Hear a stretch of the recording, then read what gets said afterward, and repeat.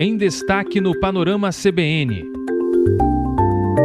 Defesa de Jair Bolsonaro tem 48 horas para explicar se o ex-presidente sabia que a carta lida por Flávio seria publicada nas redes. O senador também ficou 90 dias sem poder visitar o pai. Trump promete bloquear portos do Irã e cobrar 20% das cargas no Estreito de Hormuz. O petróleo já passou dos $85 e a Câmara aqui no Brasil está tentando evitar que essa alta pese nos combustíveis e nas passagens aéreas. E já que o assunto é o custo de voar, Brasil, Argentina, Paraguai e Chile assinam hoje um acordo para abrir espaço aéreo entre os 4 países. A promessa é aumentar a concorrência, criar novas rotas e ajudar a reduzir os preços. França e Espanha disputam hoje a primeira vaga na final da Copa e o Wonderwall do Oasis vira hino da torcida inglesa e dispara no Spotify antes do jogo contra a Argentina. Today is gonna be the day that they're gonna throw it back to you. Hoje é terça-feira, 14 de julho, e o Panorama CBN já está no ar. Olá, muito bom dia para você. Eu sou o Gabriel Freitas e a partir de agora a gente organiza as principais notícias dessa terça-feira.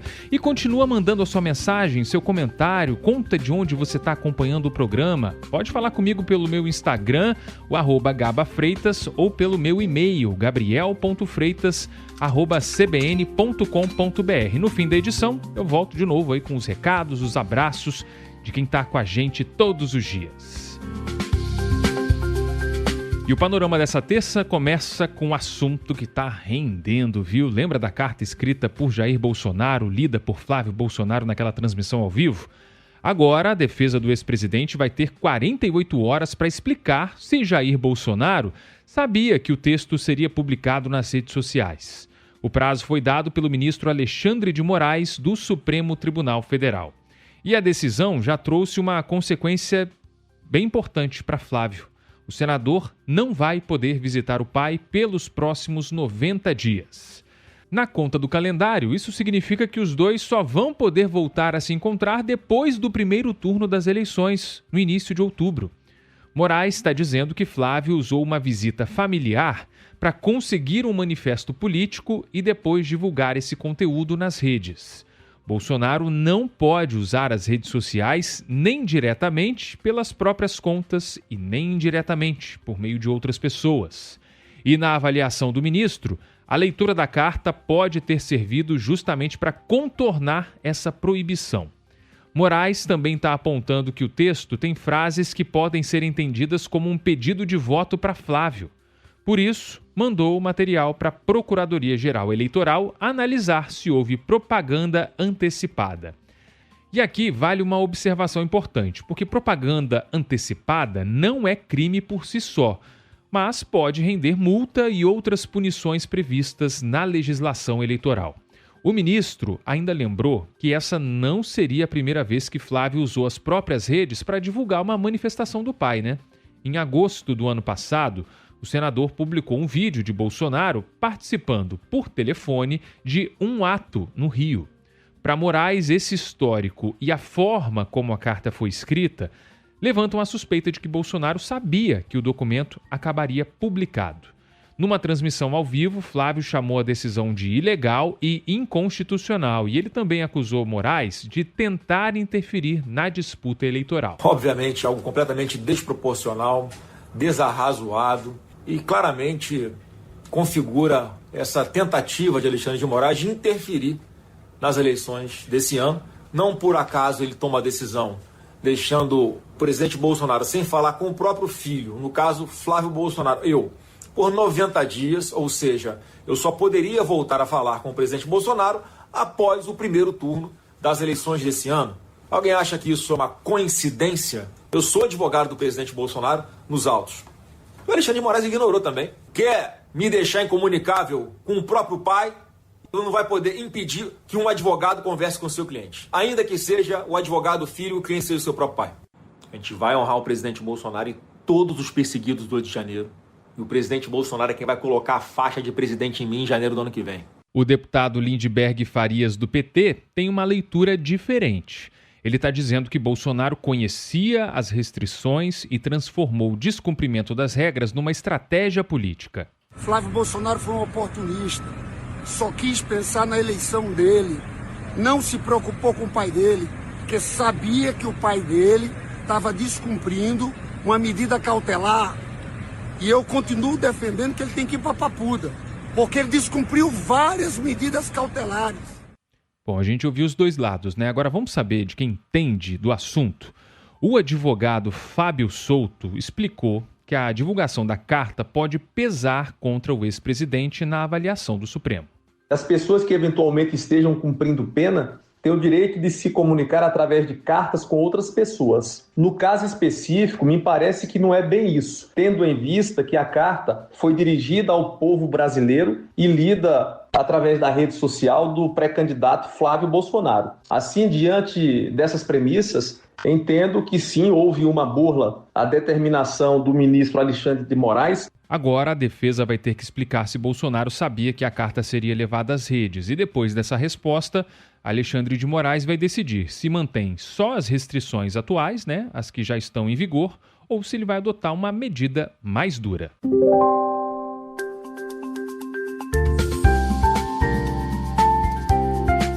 Ontem a gente também falou da investigação sobre as emendas atribuídas a Valdemar Costa Neto, né, presidente do PL, que não é parlamentar atualmente. Agora apareceu um exemplo bem concreto do destino desse dinheiro.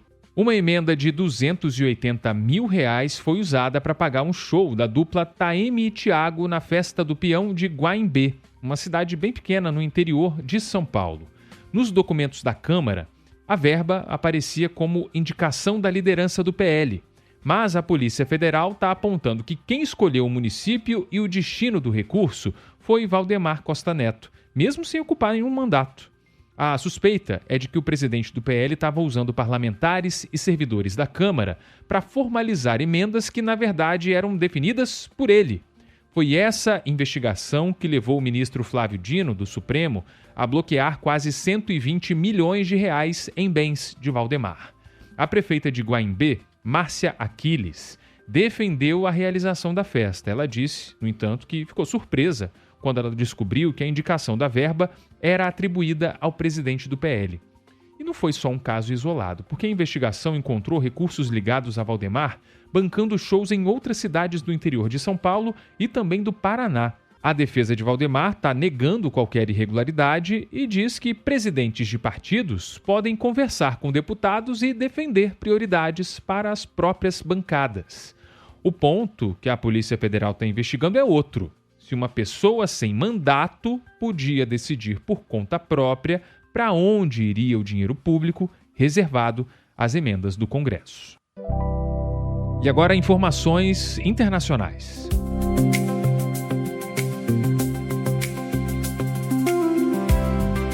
Vamos falar de uma decisão que está marcada para 5 da tarde de hoje pelo horário de Brasília e que pode aumentar ainda mais a tensão lá no Estreito de Hormuz. Os Estados Unidos vão retomar o bloqueio naval dos portos, terminais de petróleo e áreas da costa do Irã. Com isso, navios que tentarem entrar ou sair desses locais sem autorização americana podem ser interceptados, desviados e até apreendidos. A Marinha dos Estados Unidos está dizendo que embarcações ligadas a outros países vão poder continuar atravessando o Estreito de Hormuz. O bloqueio seria direcionado ao tráfego iraniano. Só que Donald Trump não ficou só nisso. O presidente americano declarou que os Estados Unidos vão assumir o papel de guardiões do estreito e quer cobrar 20% sobre toda a carga transportada pela rota. Nós tivemos um acordo, isso que ninguém sabe, nós tivemos um acordo, foi um acordo feito e depois eles quebraram, eles sempre quebram. Nós tivemos uns 10 acordos com essas pessoas, então nós vamos atacá-los duramente e manter as coisas no rumo certo. Provavelmente vamos comandar o Estreito de Hormuz, seremos os guardiões do Estreito e nós deveríamos ser recompensados por isso, porque as outras nações são muito ricas, elas estão ao nosso lado e não podem esperar que vamos fazer isso por nada, como fazemos há muitos anos. É cada coisa que a gente ouve, né? Trump ainda não explicou como é que ele pretende fazer essa cobrança não, mas num super petroleiro totalmente carregado, o valor, só para você ter uma ideia, tá? Pode passar dos 30 milhões de dólares. A Organização Marítima Internacional lembrou que nenhum país tem o direito de cobrar pedágio ou de dificultar a passagem de navios por um estreito internacional. Quem disse isso, só para reforçar, é a Organização Marítima Internacional, hein? E tudo isso acontece depois de mais uma noite de ataques. Os Estados Unidos voltaram a bombardear o Irã e, em resposta, forças iranianas atingiram 2 petroleiros dos Emirados Árabes Unidos. Um tripulante indiano morreu e outros 8 ficaram feridos. O Irã também lançou mísseis e drones contra instalações militares americanas lá no Bahrein, também no Kuwait e na Jordânia. A Guarda Revolucionária está avisando que pode atacar qualquer embarcação que não use as rotas autorizadas pelo governo iraniano. Aqui no Brasil, o presidente Lula acusou Donald Trump de praticar pirataria internacional ao propor a cobrança lá no Estreito de Hormuz. Tem um Twitter do presidente Trump dizendo que ele vai desobstruir o Estreito de Hormuz. Mas cada navio que ele desobstruir, que ele tirar do Estreito, o dono do petróleo tem que pagar 20% para ele. Isso antigamente chamava-se pirataria. Um Estado importante como os Estados Unidos não pode agora virar pirata. Ou seja, ele não tem que cobrar, porque o Estreito de Hormuz é da responsabilidade deles. Claro que essa disputa está mexendo e muito com o preço do petróleo. Tem mais uma subida, olha. O barril do Brent passou dos $85 nessa madrugada e está acumulando uma alta de mais de 10% desde o começo dessa nova escalada. É aí que a guerra no Oriente Médio começa a chegar mais perto do bolso de quem vive aqui no Brasil.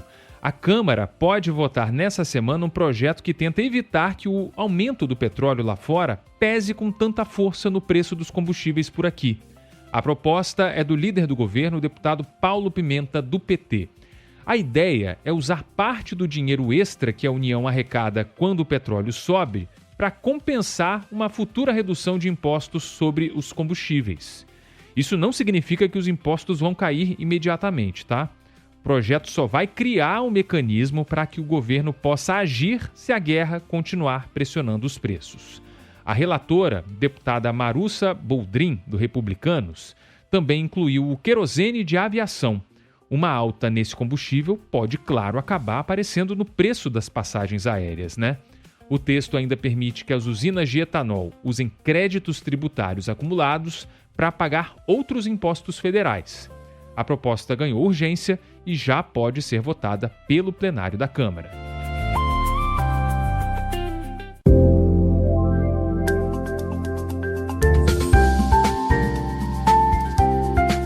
E faltando só um dia para a decisão dos Estados Unidos sobre o tarifaço, Flávio Bolsonaro e o presidente Lula estão fazendo previsões bem diferentes sobre o que Donald Trump vai decidir.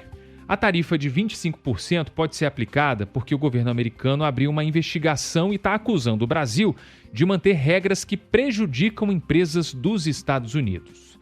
Flávio Bolsonaro, que foi a Washington pedir que a cobrança só começasse depois das eleições brasileiras, agora está admitindo que a tarifa deve mesmo ser confirmada.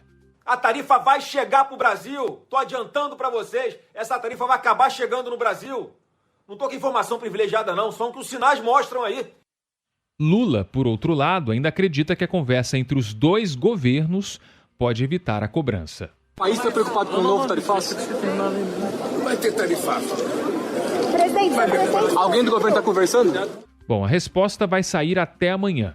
Entre as reclamações dos Estados Unidos estão as barreiras à entrada do etanol americano e as regras do comércio digital. Washington também está dizendo que o Brasil está favorecendo o Pix em relação às empresas americanas de cartões de crédito. A investigação ainda inclui reclamações sobre propriedade intelectual e a fiscalização do desmatamento ilegal. A proposta que está sendo analisada já deixa alguns produtos importantes fora da tarifa. Entre eles estão a carne bovina, partes de aeronaves, terras raras e boa parte do café bruto. Essa lista de exceções está tentando evitar que a cobrança também aumente os preços dentro dos próprios Estados Unidos. Mesmo assim, a diplomacia brasileira está trabalhando com a possibilidade de Trump confirmar o tarifaço e dar um prazo de 30 dias antes do início da cobrança nas alfândegas.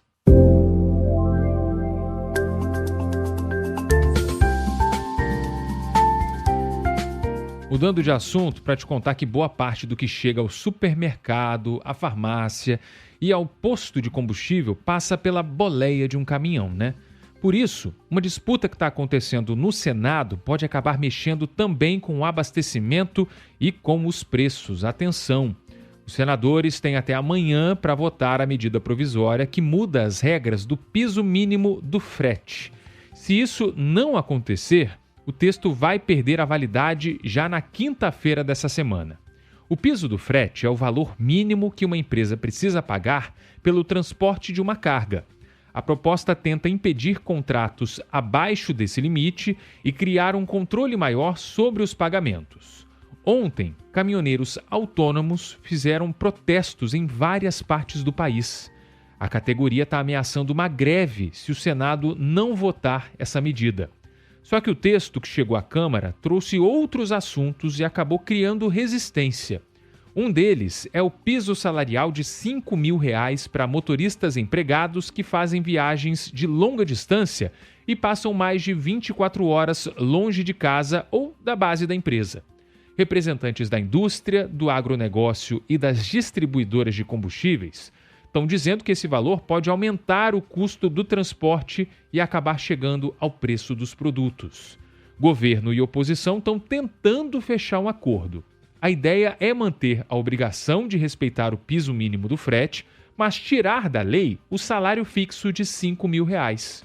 O líder do governo no Congresso, senador Randolfo Rodrigues, explicou como esse entendimento está sendo construído. A gente há acordo em manutenção do piso, né, e aí a gente faz um ajuste relativo ao valor, mesmo porque a jurisprudência do Supremo Tribunal Federal que diz que não cabe a deliberação de piso por parte do Congresso Nacional em matéria infraconstitucional. Então já tem jurisprudência, há um acordo, inclusive, com os caminhoneiros em relação a isso. Então, podemos ter estabelecimento de piso sem ter necessariamente o estabelecimento do valor. Bom, a proposta também cria um código para acompanhar cada frete e saber quanto foi pago ao caminhoneiro. Empresas que contratarem transporte abaixo do valor mínimo podem receber multas. Agora o Senado está correndo contra o relógio, né? A votação precisa acontecer até amanhã para que qualquer mudança ainda possa ser analisada antes de a medida perder a validade. Vamos falar agora sobre a situação da Venezuela, né? Onde o número de mortos pelos 2 terremotos subiu para 4.561. Os tremores atingiram o norte do país no dia 24 de junho. A região mais castigada foi o estado de La Guaira, que fica ao lado da capital Caracas. Mais de 800 prédios foram atingidos, 190 desabaram completamente e cerca de 20 mil pessoas ainda dependem de abrigos ou moradias temporárias. E agora começa uma outra fase dessa tragédia. O governo venezuelano está fazendo um cadastro biométrico das famílias que perderam as casas. A ideia é entender quem precisa de moradia e onde essas pessoas viviam antes dos terremotos. A estimativa inicial é de que vão ser necessárias 25 mil novas casas. O Brasil também participou do socorro às vítimas e tem bases brasileiras ainda de socorro ajudando tantos venezuelanos, né? Uma equipe brasileira passou 15 dias na Venezuela, participou de 90 ações de busca e salvamento. Um hospital de campanha montado pelo Brasil fez mais de 1.200 atendimentos e o país também enviou medicamentos, equipamentos, alimentos, purificadores de água e 350 mil doses de vacinas para evitar que outras doenças se espalhem nos abrigos. E de uma operação de ajuda brasileira, a gente passa para outra, agora em Cuba.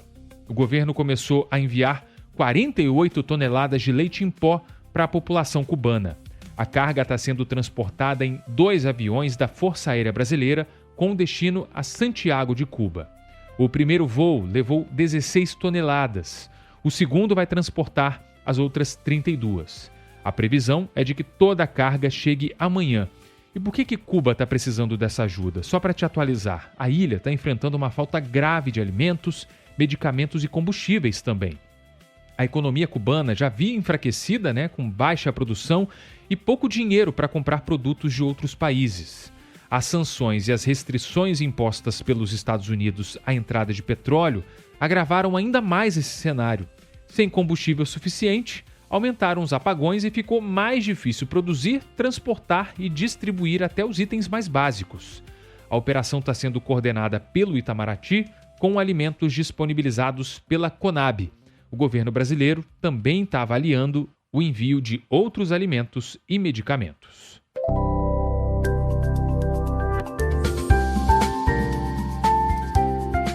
E quem viaja de avião sabe que em muitas rotas as opções são poucas e as passagens acabam ficando bem caras, E é justamente isso que 4 países da América do Sul estão tentando mudar. Brasil, Argentina, Paraguai e Chile vão assinar hoje, em Assunção, um acordo para começar a abrir o espaço aéreo entre eles. A ideia é permitir que companhias desses países operem com mais liberdade fora do próprio território. Funciona mais ou menos assim, Hoje uma empresa argentina, por exemplo, pode trazer passageiros até o Brasil, só que ela não pode vender uma passagem entre 2 cidades brasileiras. Com o novo modelo, ela poderia chegar de Buenos Aires a São Paulo e depois continuar até o Recife, por exemplo, transportando passageiros também nesse trecho dentro do Brasil. E o mesmo vai valer para as empresas brasileiras, Elas vão poder fazer voos entre cidades da Argentina, do Paraguai ou do Chile. O projeto foi batizado de Acordo para Alas e é inspirado no modelo que já funciona na União Europeia. O governo brasileiro está apostando que a entrada de mais companhias pode aumentar a concorrência, criar novas rotas e ajudar a reduzir o preço das passagens. Hoje, o mercado nacional está concentrado principalmente em Azul, Gol e Latam, Mas nada disso vai mudar de uma hora para outra, não. O acordo assinado hoje é o primeiro passo, viu? Os 4 países vão ter até 12 meses para montar regras comuns de segurança e de operação. Também vão discutir o reconhecimento das licenças de pilotos e dos certificados das aeronaves. Então a assinatura abre caminho para esse mercado aéreo integrado. Os novos voos só vão poder começar depois que as regras forem definidas e só depois que cada país fizer os ajustes necessários, A gente vai atualizando você, ouvinte do Panorama, porque é um assunto que interessa a todo mundo.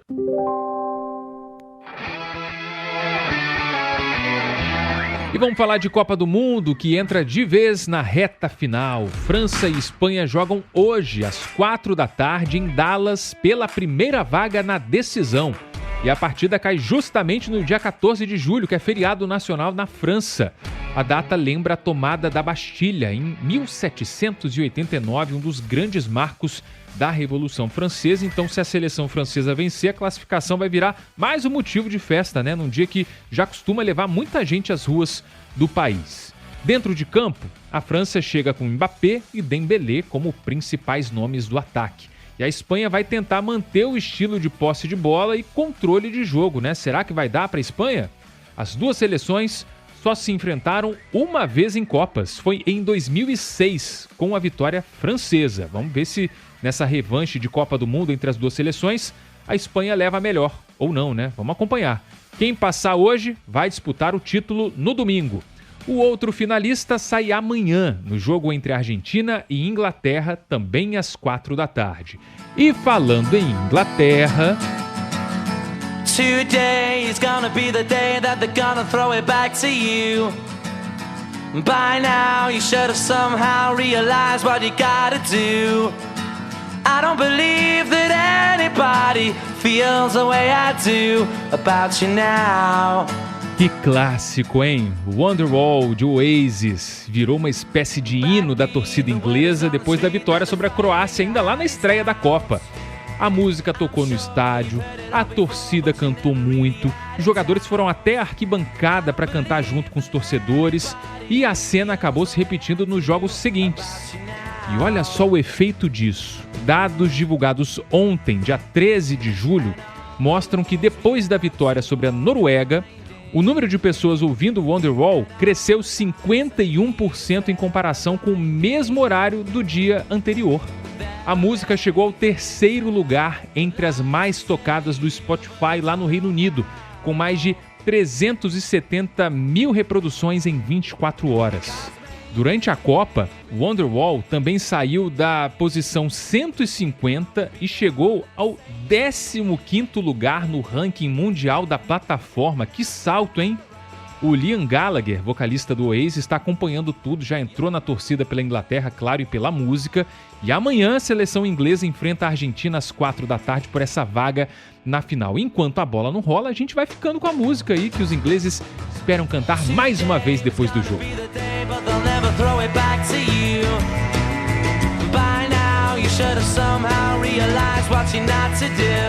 Essa música tocou muito na minha adolescência. Eu e meus amigos, a gente era viciado em Oasis. Não só em Wonderwall, mas outras da banda. Clássica demais, né? Vamos ouvir mais um pouquinho, Lala?